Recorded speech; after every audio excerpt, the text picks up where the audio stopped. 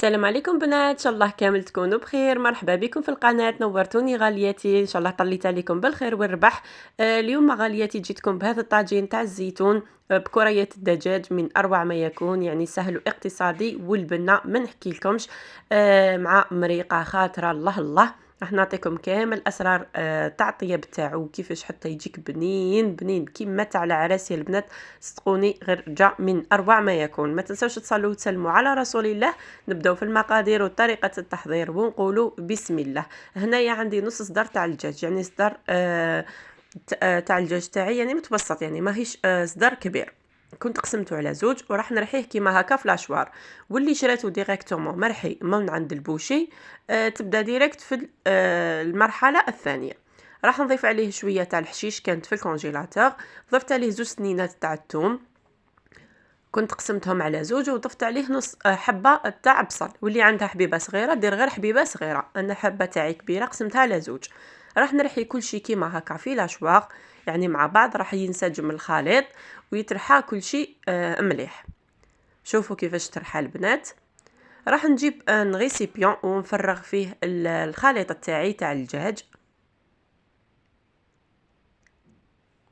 كيما هكا. ونجيو للتوابل، عندي سنك الجبير، عندي كركم، راس الحانوت انا درت 2 ملاعق صغار، والباقي كل شيء درت ملعقه صغيره فقط.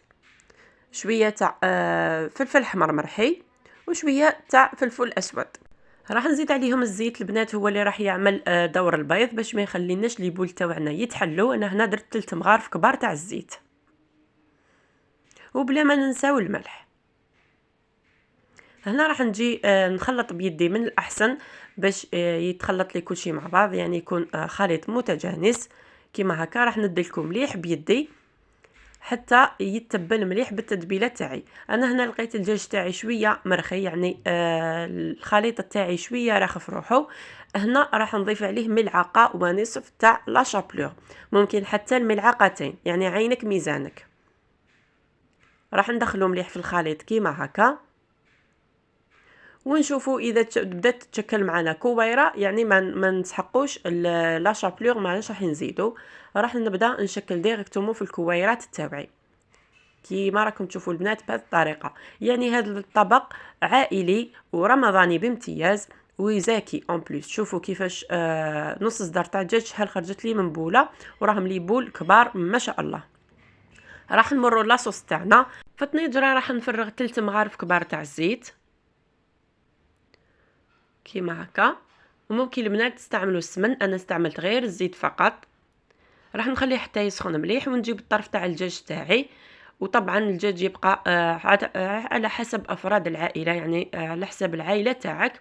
انا درت غير هذا الطرف كيما راكم تشوفوا من الفخذ، وراح نخليه يتقلى مليح، يعني حتى يتحمر وياخذ اللون الذهبي. من بعد نضيف عليه حبيبه صغيره تاع البصل، 2 سنينات تاع الثوم، ونخليهم حتى هما يذبلوا مع هذاك الدجاج تاعي حتى تتكرمل البصله تاعي مليح. راح نضيف عليها حبه طماطم كنت ديجا ربيتها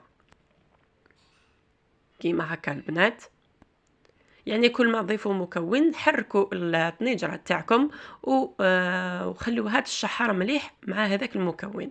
راح نضيف عليها ملعقه صغيره كيما شفتوا، يعني ملعقه متوسطه تاع ديسير تاع طوماطيش، واللي شافت باللي المرقه تاعها مازالها خاصها طوماطيش تزيد لها. وضفت عليها ملعقه كبيره تاع والتوابل، درت فلفل احمر مرحي، راس الحانوت، وشويه تاع الكركم. هكا لاصوص تاعنا راح تجي بزاف بنينه، باسكو ديجا لي بول تاعنا رانا يعني تبلناهم مليح. هنايا جبت الزيتون، يعني كميه تاع الزيتون راح نفرغها فوق من الفوق. كيما تشوفوا البنات الزيتون راح يبقى محافظ على اللون تاعو بالطريقه اللي كنت ديجا قلتها لكم من قبل، وراح نزيد نعاودها لكم. واللي هي انا الزيتون كي نجيبو في الاول نغسلو 2 مرات، وندير له ملعقه صغيره تاع فرينه ونحطوه يغلي، يعني يغلي غليه 2 ونطفي عليه. الفرينه راح تخليه محافظ على اللون تاعو، وان بليس راح تشرب كامل هذيك المراره. وهنا كما راكم تشوفوا في هاد الزيت رميت لي بول تاوعي، يعني وهما خضوره. راح نرمي لي بول هكا نخليهم يتحمروا هنا على نار قاويه، يعني مش راح نقص النار ونخليهم يطيبوا في غرضهم، راح نحمرهم فقط باش ياخذوا هذاك اللون الذهبي من الفوق كيما هكا البنات، ونجي نحيهم في الطبسي باسكو راح ديجا نكمل لهم الطياب في لاصوص تاعنا. هكا راح تجي لاصوص تاعكم بنينه ولي بول تاعكم تاني بنان باسكو ديجا طابو في الزيت، يعني راح يعطي لهم ذوق ولا اروع. هنا البنات نجي لاصوص تاعي بعد ما تقلات مليح، يعني نجي نمرقها ونخليها حتى تغلي. حبيباتي اللي وصلت معايا لهذه المرحله نقول لك ما تنسيش تخلي لي جيم، تخلي لي ابوني للقناه، وتخلي لي تعليق شباب كيما نتيا. ما تنسيش تنضمي لعائلتي ان شاء الله بكم تكبر. ايه البنات راح نضيف لهم الكويرات تاع الدجاج بعد ما كانت المرقه تاعي غلات، يعني ما ترميوهاش في المرقه وهي بارده حتى تغلي مليح المرقه تاعكم. نرميو لي بول تاعنا ونخليوهم يطيبوا على نار قليله مع الغطاء، يعني نغطوا الطنجره تاعنا ونخليوهم حتى تشوفوا لاصوص تاعكم هذيك اختارت كيما راكم تشوفوا. شوفوا شحال راهي خاطره، يعني بنينه من اروع ما يكون. هنا راح نجيو لصحن التقديم، راح نوري لكم كيفاش ديكوريت الصحن، يعني طريقه بسيطه وسهله وسريعه هكا. العين تاكل قبل الفم كما يقولوا، يعني كي تحطي طبق مزين اكيد راح يكون ليه منظر جميل. هنا صدفت كامل اللي بول تاوعي على الجناب وضفت لهم الزيتون في الوسط كيما هكا.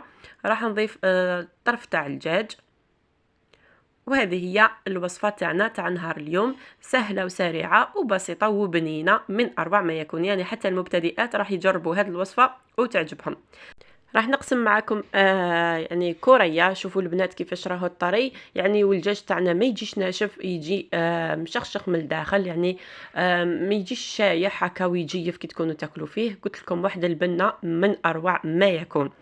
نتمنى ان شاء الله هاد كامل تجربوا هذه الوصفه لانها رمضانيه بامتياز. ان شاء الله ربي ينعد علينا وعليكم بالخير والعافيه يا رب. ان شاء الله ربي يبلغنا رمضان لا فاقدين ولا مفقودين. مبقى لي غير نقول لكم تهلاو في رواحتكم، تلاقاو في فيديو قادم ان شاء الله مع وصفات اخرى ان شاء الله، وسلام.